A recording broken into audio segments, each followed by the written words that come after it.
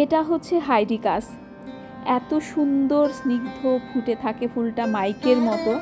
আর আমার এটা দেখলে মা কালীর মুখটা ভেসে ওঠে, মনে হয় এখনই এর মালা গলায় পেঁচিয়ে দুর্গতি নাশিনী অসুর বিনাশে নেমে যাবেন এবং অশুভ শক্তিকে বিনাশ করে শুভ শক্তি নিয়ে রাজ্য জয় করে ফিরবেন। এর অনেকগুলো কালার হয়। এই কালারটা দেখেন কি সুন্দর টকটকে লাল।